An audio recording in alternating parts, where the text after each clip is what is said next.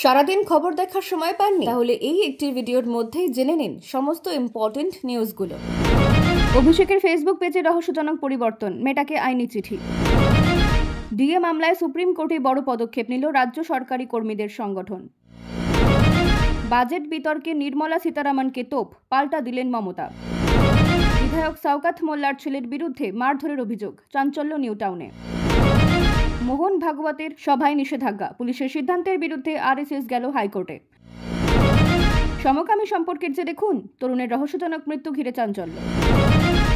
অভিষেকের ফেসবুক পেজে রহস্যজনক পরিবর্তন, মেটাকে আইনি চিঠি। মেটাকে পাঠানো আইনি চিঠিতে জানানো হয়েছে 2014 সাল থেকে ডায়মন্ড হারবার কেন্দ্রের সাংসদ অভিষেক বন্দ্যোপাধ্যায় তৃণমূলের সর্বভারতীয় সাধারণ সম্পাদক হিসেবেও দায়িত্ব পালন করেছেন। তার আইনজীবীর দাবি, অভিষেকের ভেরিফাইড ফেসবুক পেজের বায়োতে এতদিন তার রাজনৈতিক পদ উল্লেখ ছিল। তবে 11 ফেব্রুয়ারি 2025 অভিষেক জানতে পারেন তার বায়ো থেকে অল ইন্ডিয়া তৃণমূল কংগ্রেস অংশটি উধাও হয়ে গেছে। এই পরিবর্তন তিনি নিজে করেননি বলে আইনজীবীর জানিয়েছেন। চিঠিতে এই ধরনের হস্তক্ষেপকে গুরুতর নিরাপত্তা লঙ্ঘন ও রাজনৈতিক সুনামহানির শামিল বলে দাবি করা হয়েছে। এই বিষয়ে যথাযথ তদন্তের দাবি জানিয়ে দোষীদের চিহ্নিত করার পাশাপাশি মেটাকে 7 দিনের মধ্যে নিঃশর্ত ক্ষমা চাইতে বলা হয়েছে। অন্যথায় আইনানুগ ব্যবস্থা নেওয়া হবে বলে সতর্ক করা হয়েছে। এছাড়া ভবিষ্যতে এমন ঘটনা রুখতে মেটার পক্ষ থেকে কী পদক্ষেপ নেওয়া হচ্ছে তা জানতেও বলা হয়েছে।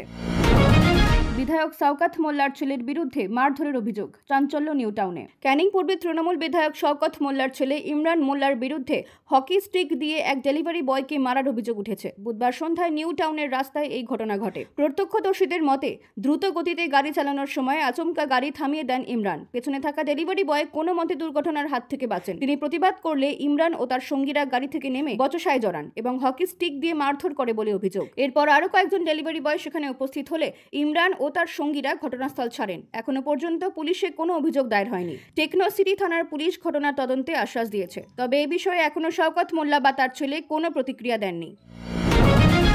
বাজেট বিতর্কে নির্মলা সীতারামনকে তোপ, পাল্টা দিলেন মমতা। কেন্দ্রীয় বাজেট পেশের এক সপ্তাহ পর লোকসভায় বাংলার বঞ্চনার অভিযোগ তুলেছিলেন অভিষেক বন্দ্যোপাধ্যায়। এর প্রেক্ষিতে তৃণমূলকে কড়া আক্রমণ করেন কেন্দ্রীয় অর্থমন্ত্রী নির্মলা সীতারামন। এবার রাজ্য বাজেট পেশ পর তাকে পাল্টা আক্রমণ করলেন মুখ্যমন্ত্রী মমতা বন্দ্যোপাধ্যায়। বুধবার বাজেট পেশের পর সাংবাদিক সম্মেলনে মমতা বলেন, নির্মলা দেবী, আপনি বাংলাকে নিয়ে কম ভাবুন, ওদের নিজেদের দুর্নীতি সামলাতে বলুন। উল্লেখ্য, আগের দিন সংসদে নির্মলা অভিযোগ করেন গরিবের জন্য বরাদ্দ টাকা তৃণমূল লুট করেছে, মিড ডে মিল ও রেশন দুর্নীতি হয়েছে। পাশাপাশি পশ্চিমবঙ্গে শিল্প ও চাকরির অভাব নিয়েও সমালোচনা করেন তিনি। এরই জবাবে মমতা কটাক্ষ করে বলেন, ভোটের সময় আপনি উজালা করেছিলেন, এখন তার ভবিষ্যৎ কি?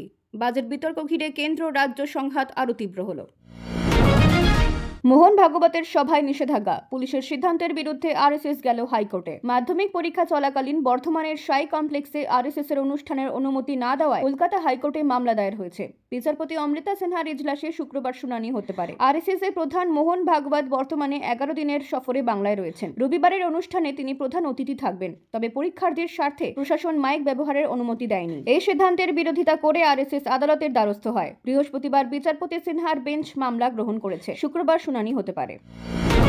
সমকামী সম্পর্কের জেরে খুন, রহস্য ঘনীভূত তরুণের মৃত্যুকে ঘিরে। বাড়ি থেকে বন্ধুদের সঙ্গে বেরিয়ে আর ফেরেননি প্রীতম দাস। পরের দিন রেল লাইনের ধারে তার দেহ উদ্ধার হয়। পরিবারের দাবি এটি খুন, আর এর পেছনে রয়েছে সমকামী সম্পর্কের জটিলতা। 11 ফেব্রুয়ারি বিকেলে বন্ধুদের সঙ্গে বেরোনোর পর আর ফেরেননি প্রীতম। পরের দিন ব্যান্ডেল জিআরপি পান্ডুয়া খন্নানের মাঝখানে রেল লাইন থেকে তার দেহ উদ্ধার করে। পরিবারের অভিযোগের ভিত্তিতে দুই বন্ধু অভি ঘোষ ও কুশল ঘোষকে গ্রেফতার করেছে পুলিশ। প্রীতমের দিদি জানান, অভির সঙ্গে প্রীতমের ঘনিষ্ঠ সম্পর্ক ছিল, যা ইদানিং তিক্ত হয়ে উঠেছিল। তাদের মধ্যে ঝগড়া হতো, এমনকি প্রীতমের শরীরে নখের আঁচড়ের দাগও ছিল। পরিবারের সন্দেহ, এই সম্পর্কের টানাপোড়েনের জেরেই খুন হতে পারে প্রীতম। হুগলি গ্রামীণ পুলিশের ডিএসপি ক্রাইম অভিজিৎ সিনহা মহাপাত্র জানান, অস্বাভাবিক মৃত্যুর মামলা রুজু হয়েছে, পুলিশ তদন্ত করছে।